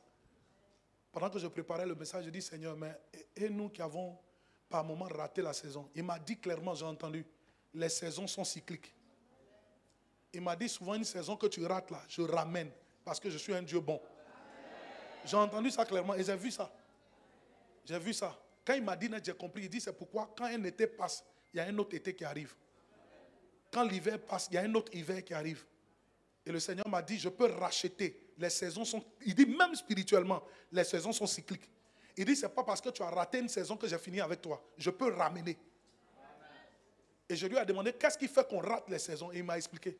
Il dit, les saisons, on rate de notre propre fait. Il dit souvent, on n'entend pas, on est désobéissant. C'est pourquoi on rate. Il dit, ou bien, souvent, on a saisi la saison, mais à cause de la paresse, on ne fait pas ce qu'on doit faire pour entrer dans la saison. Il m'a montré ça. Deuxième chose, il m'a dit souvent, le diable aussi attaque. Il dit, le diable peut retarder quelqu'un. Il peut te faire rater ta saison. Il dit, c'est des attaques. Troisième point, il y a l'Afrique. L'Afrique nous fait rater notre saison. Oui, je vous dis la vérité. Nous qui sommes nés vers ici, là, vers ce côté-là, on est dans les problèmes. Ouais. Regardez la plupart du temps. Tu es allé à l'école. Tu es très intelligent, tu as les diplômes. Mais le système politique fait que tu n'arrives pas à travailler. Si le président qui est au pouvoir, il veut mettre son clan, même si tu es compétent, tu n'as pas le bon nom, on ne te prend pas. Ça, c'est un problème. En Europe, tu ne verras pas ça. Il y a la pauvreté, la paupérisation qu'on vit ici qui est un problème aussi pour nous. Les mauvaises politiques, quand on vient, on met des politiques drastiques, ça disqualifie des gens. Il y a des gens, votre âge a dépassé, vous ne pouvez plus passer le concours. Ce que je dis, est-ce que c'est faux? Tu n'as rien fait, tu es obligé de couper. Ça, ce n'est pas ta faute, c'est le pays qui fait ça. Quand on est dans un pays où on donne l'argent, on donne 40 milliards pour faire tel, on détourne. Comment tu peux percer? Ça ne peut pas. L'argent qui devrait servir à faire tel, qui devrait servir à engager des gens, à mettre dans le budget et engager des gens, quelqu'un a pris, il a mis dans sa poche, lui seul, sur son compte, il y a 320 milliards. Et puis les gens ont faim ici. Ça, c'est un problème. L'Afrique même, là, ça fait qu'on rate des saisons et des temps qui nous appartiennent. Et la solution, j'ai demandé à Dieu, il m'a dit, je vais t'expliquer ça le mercredi.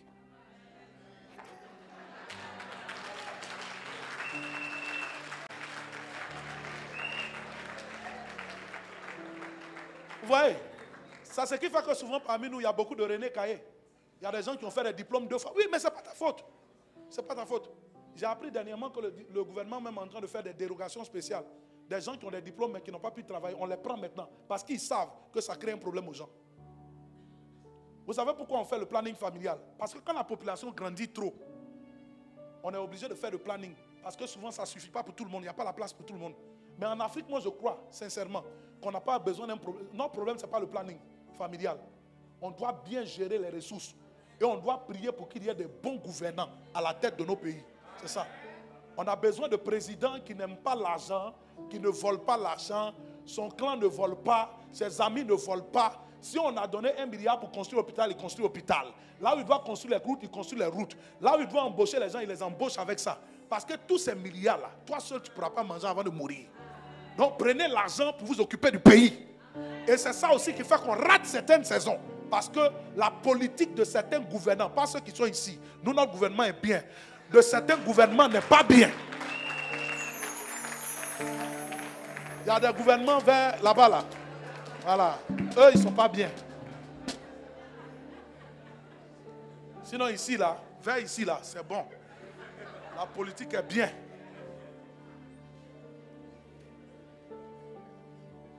On va prier un seul sujet. Tu vas dire Seigneur Jésus, donne-moi de discerner ma saison et de rentrer dans cette saison afin de porter du fruit au nom de Jésus. Dis avec moi, Seigneur Jésus, donne-moi de discerner la bonne saison pour ma vie et de rentrer dans cette saison afin de porter du fruit. Élève la voix et commence à prier le Seigneur. Doucement les instruments, je veux entendre les gens prier. Écoutez-moi, avant qu'on ne prie, regarde, écoute-moi, écoute-moi.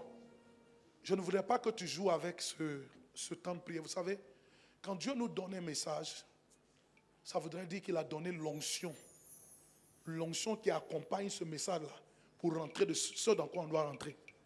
Vous allez remarquer que vous qui avez perdu des opportunités, raté des saisons, le Seigneur va réactiver ça pour vous. Ensemble, on élève la voix, on prie, on prie. Je veux t'entendre prier, je veux t'entendre prier. Je veux t'entendre prier. Je veux t'entendre. Vous pouvez jouer, mais juste en sourdine. Prie, prie. Si tu sens que tu as raté des choses, le temps où tu devrais te marier, travailler, tu as raté, élève la voix, prie, prie, prie, prie, prie, prie, prie, prie, prie, prie, prie.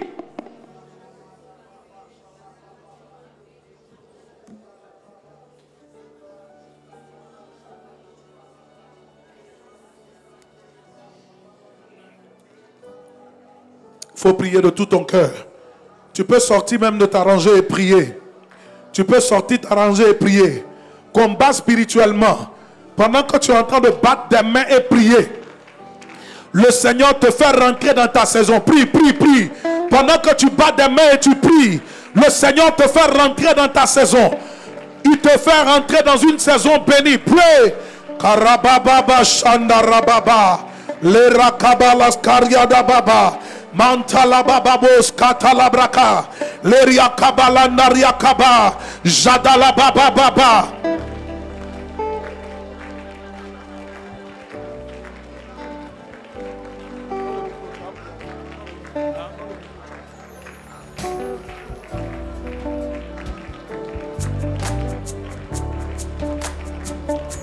Raskandala balaria dala baba chandiri dikibo sakabaya dala balaria.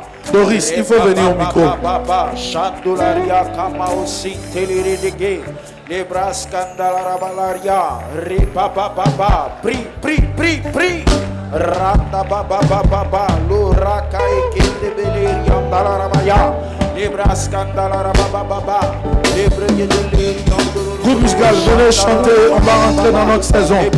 Maré de lobo bobo shekarababaya, remamanderia da babaskaria.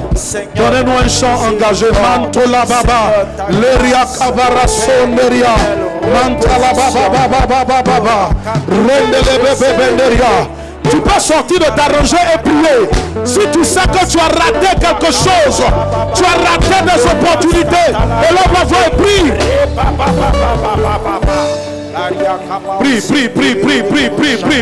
Prie. Yes, prie.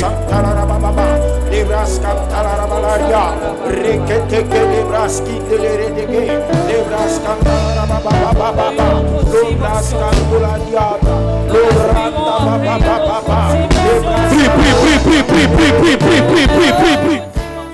Maragada balaskaria na mamanaria da balaska. Robo shenderia da balaska. Rekata la baba bosandaria. Robo she. Lebrege de belescoria da baba. Robo shenderia da baba. Lebrege de belescoria da baba. Robo shenderia da baba.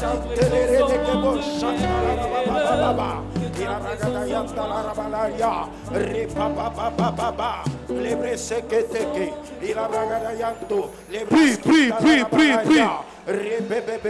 Les bras cantolarian dans la rabaya, les bregues de l'erion de l'orodobo chanda la rababa, les bras qui talarabalaria, repapa, macato calarian de l'eredege, repebebebebe, abape, rebalarian de la rabalarie, rababa.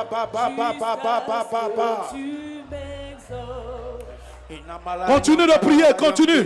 Mansala baba shandaria da baba daria. Robo shenderia da balaskaria. Rababa. Bere koria da baba.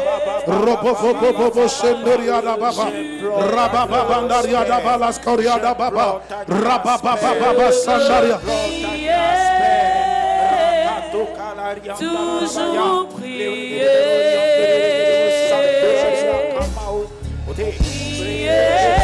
Jusqu'à ce que tu m'exauces. Je veux prier, toujours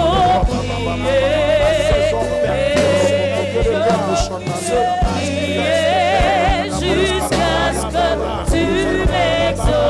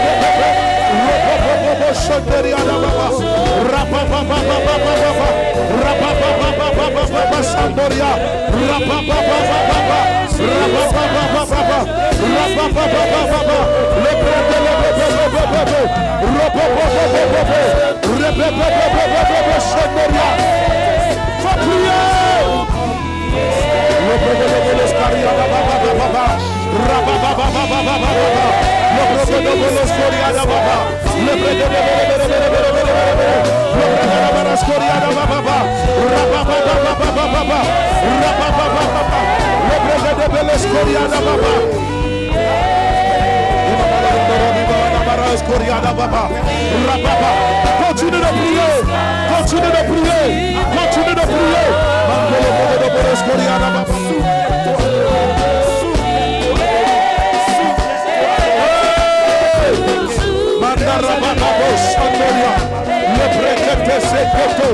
Barakatos Kariada Baba, Repeketos Ko, Ramamandaria, Rapapapa, Repeketos Koria, Repeketos Koria, Repepekete, Rokotos Koria da Baba, Ropopoposhe, Repepepebe, Repekete Belesko. Lève la main en présence du Seigneur.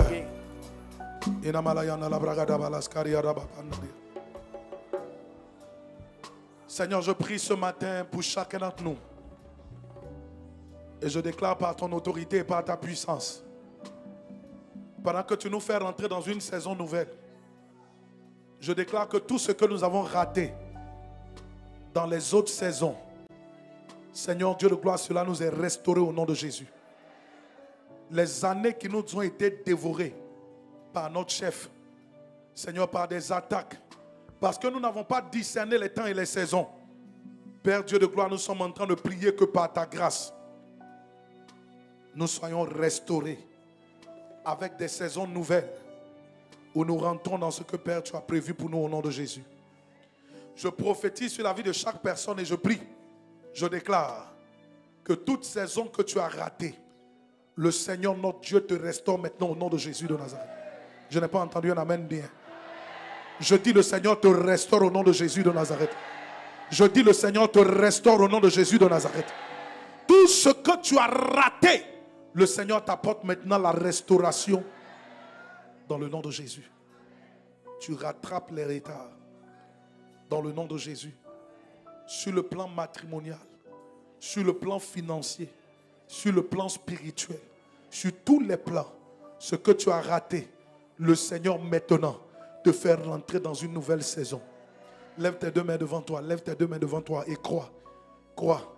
Pendant que je prie maintenant, je déclare que le Seigneur vous fait rattraper maintenant vos retards. Il vous fait rattraper. Plusieurs parmi nous ici, vous rentrez dans une grande, une bonne, une saison bénie dans le nom de Jésus. C'est maintenant le temps. Tu rentres dans une saison bénie dans le nom de Jésus. Tu rentres dans une saison bénie dans le nom de Jésus.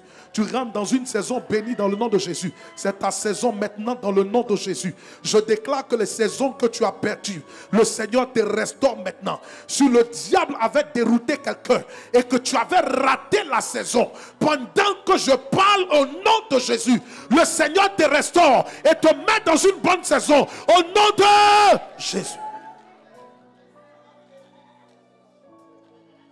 Restauration. Au nom de Jésus. Restauration. Au nom de Jésus. Restauration. Restauration. Tu es en train de rentrer dans cette saison. Tu es en train de rentrer dans cette saison. Une nouvelle saison. Dieu trace une nouvelle voie. Dieu trace une nouvelle saison. Et par tous ceux qui sont en retard sur leur saison, c'est maintenant le temps où Dieu vous fait rentrer dans une nouvelle saison bénie. Et dans cette salle, partout, ceux qui étaient en retard sur des saisons, la main de Dieu est en train de venir sur toi. Et il reprogramme le temps. Il reprogramme le temps. Il reprogramme le temps.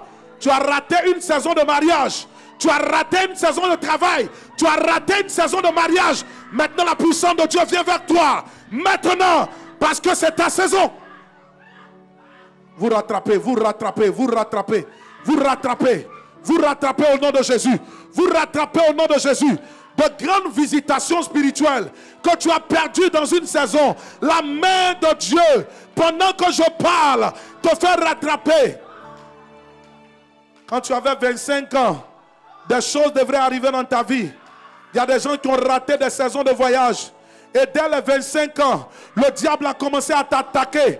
Et les choses ont commencé à se compliquer. Mais aujourd'hui, ce que tu as raté à cet âge-là, le Seigneur est en train de le reprogrammer maintenant. J'annonce une saison nouvelle pour la vie de plusieurs personnes. Recevez!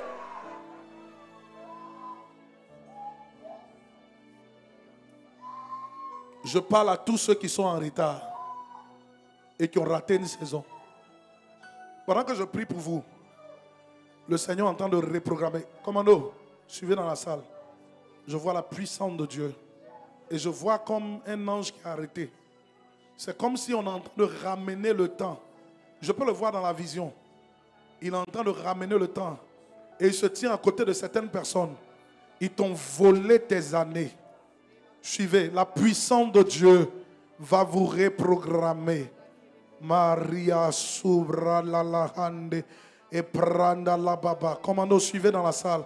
Je sais de quoi je suis en train de parler. Ils t'ont volé ces années par la sorcellerie. Ils t'ont volé. Ils t'ont volé par la sorcellerie. Ils ont volé ces années. Ils veulent que tu sois en retard.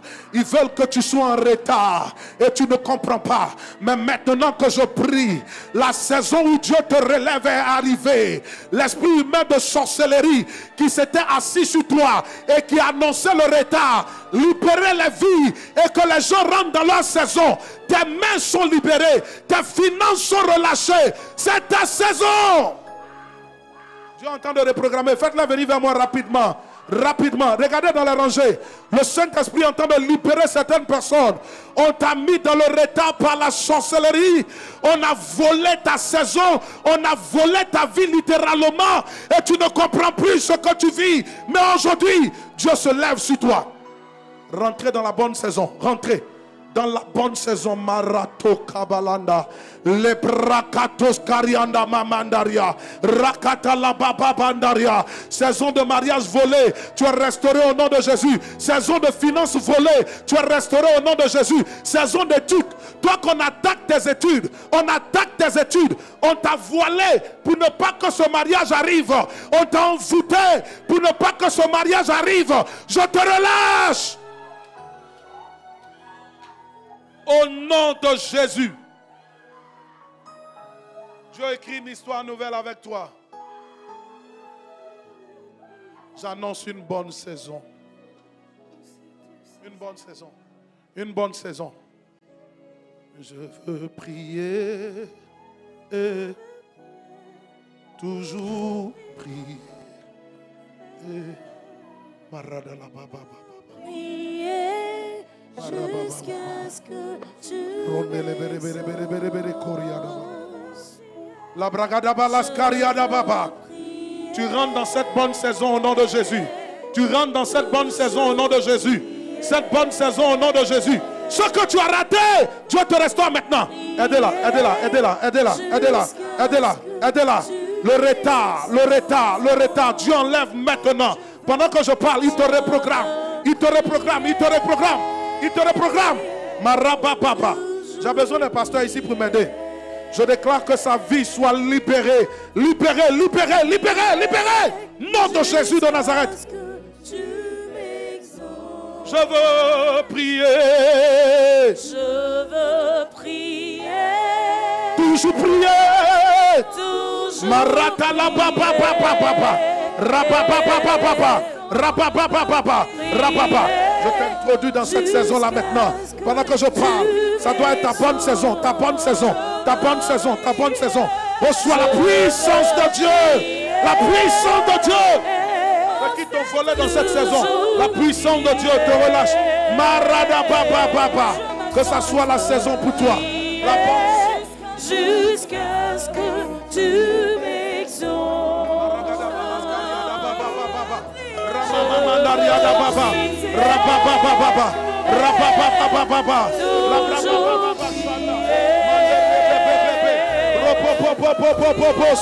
Prier jusqu'à ce que lève-toi, je prie pour toi. Lève-toi, lève-toi. Nom de Jésus. Aide-la, tu es libéré. Tu es libéré. Tu es libéré. Tu es libéré. Cette soeur, je vois beaucoup de combats autour d'elle. Beaucoup de combats. C'est ton temps que Dieu t'exauce. Levez-la encore. Levez-la. Levez-la. Radala baba baba baba baba shandaria baba. Merci Seigneur pour ta puissance. Quelqu'un dit avec moi, c'est ma saison. Dis-le encore, dis c'est ma saison. Dis je saisis cette saison. Elle ne passera pas. C'est ma saison au nom de Jésus. Regarde, dis-le avec autorité. Lève tes deux mains. Dis avec moi dans le nom de Jésus. Je déclare que ce temps, cette saison m'appartienne. Dis avec moi au nom de Jésus. C'est ma saison. C'est ma saison. C'est ma saison. Lève bien les mains et dis c'est ma saison. Saison pour porter du fruit. Saison pour porter du fruit. Saison pour percer. Au nom de Jésus. Au nom de Jésus. Au nom de Jésus. Au nom de Jésus. Au nom de Jésus. Maintenant, écoute-moi bien. Je vais compter jusqu'à 3. Quand je vais arriver à 3, tu vas crier victoire très fort. Je commence à compter maintenant. Prépare-toi. Prépare-toi. Parce que tu vas rentrer dans cette saison. De la même manière qu'Abraham est rentré, Joseph est rentré. Joseph a saisi la saison. C'est quand Pharaon a commencé à avoir des rêves. C'était sa saison. C'est pourquoi il a dit à les chansons, si tu sors d'ici, souviens-toi de moi. C'est ta saison. Je compte 1. Prépare-toi, commence à te préparer. C'est prophétique ce que nous sommes en train de faire. Je compte 2. Et je compte 3.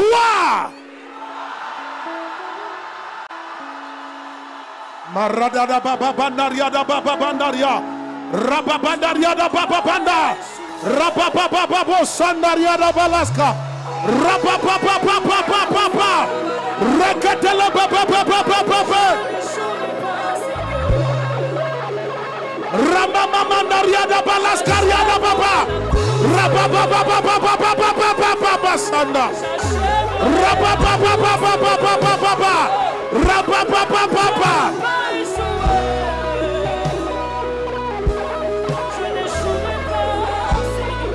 Yes, yes, yes. Au nom de Jésus.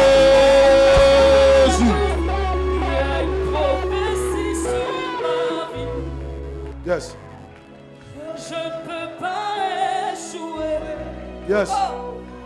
Je ne jouerai pas, Seigneur. J'achèverai ma Oui, parce que c'est ta saison. Il y a une prophétie sur ma vie. Je ne peux pas échouer. Je ne jouerai pas, Seigneur. J'achèverai Au nom ma de Jésus. course. Amen. Nous restons dans ce silence. Dans mon esprit, je sens que plusieurs ici vont accéder à la grandeur.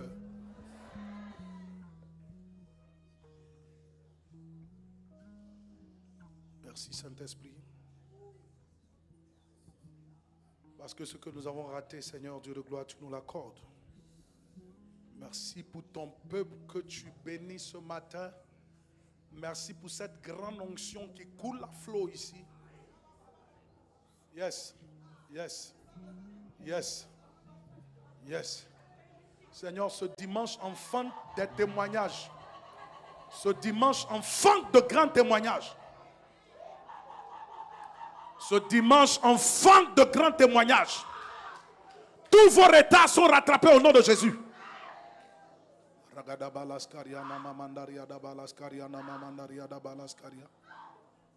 Toutes les années qu'on t'a volé, le Seigneur restaure. Au nom de Jésus. Au nom de Jésus. Seigneur, tu exauces notre foi. Dans le nom de Jésus. Quelqu'un s'assoit dans la présence du Seigneur. Et commence à bénir ton Dieu. Dis-lui merci. Dis-lui merci.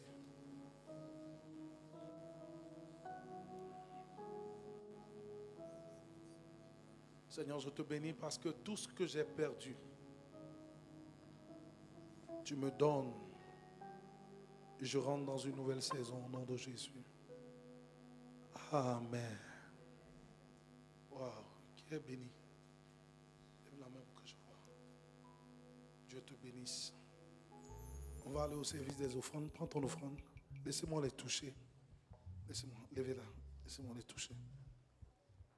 Merci Saint-Esprit. Merci Saint-Esprit. Merci Saint-Esprit. Merci Saint-Esprit. Merci Saint-Esprit. Au nom de Jésus. Amen. Merci Seigneur. Au nom de Jésus. Levez sa tête. Merci Saint-Esprit. Tu rattrapes, tu rattrapes, tu rattrapes, tu rattrapes, tu rattrapes au nom de Jésus. Merci Seigneur. Gloire à Dieu. Alléluia. Prends ton offrande, Prends une bonne offrande, nous allons apporter au Seigneur.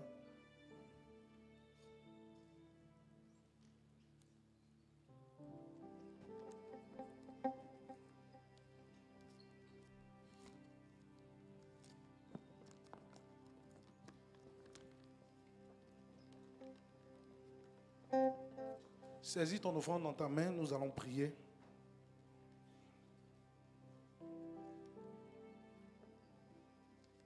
La Bible déclare que celui qui sème abondamment récolte aussi abondamment. Nous prions. Seigneur, merci pour ce que tu nous donnes et nous t'apportons ce matin. Je prie que tu agrées nos offrandes, que ta bénédiction et ta grâce reposent sur nos vies au nom de Jésus. Amen.